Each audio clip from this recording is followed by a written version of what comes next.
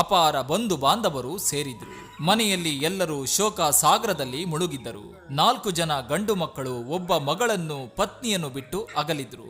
ಜೀವನದಲ್ಲಿ ಕಷ್ಟಪಟ್ಟು ದುಡಿದು ನ್ಯಾಯ ಮಾರ್ಗದಿಂದಲೇ ಸಂಪಾದಿಸಿ ಮಕ್ಕಳೆಲ್ಲರಿಗೂ ಆಸ್ತಿಯನ್ನು ಮಾಡಿಟ್ಟಿದ್ರು. ಮಗಳಿಗೂ ಒಳ್ಳೆಯ ಮನೆತನಕ್ಕೆ ಕೊಟ್ಟು ಮದುವೆ ಮಾಡಿದ್ರು. ಮೃದು ಸ್ವಭಾವದ ಅವರು ಅನೇಕರಿಗೆ ಸಹಾಯವನ್ನ ಮಾಡುತ್ತಿದ್ರು. ಒಟ್ಟಿನಲ್ಲಿ ಹೇಳ್ಬೇಕಾದ್ರೆ ತುಂಬಾ ಒಳ್ಳೆಯ ವ್ಯಕ್ತಿ.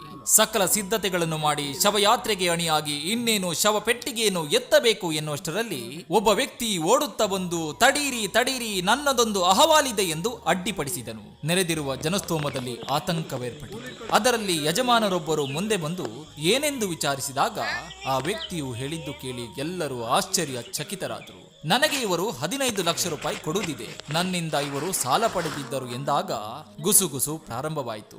ಮುಂದಿನ ಕೆಲಸಕ್ಕೆ ಆಸ್ಪದ ಮಾಡಿಕೊಡಪ್ಪ, ಅದರ ಬಗ್ಗೆ ಆಮೇಲೆ ನೋಡೋಣ ಎಂದರು ಹಿರಿಯರೊಬ್ಬರು. ಇಲ್ಲ ಹಣದ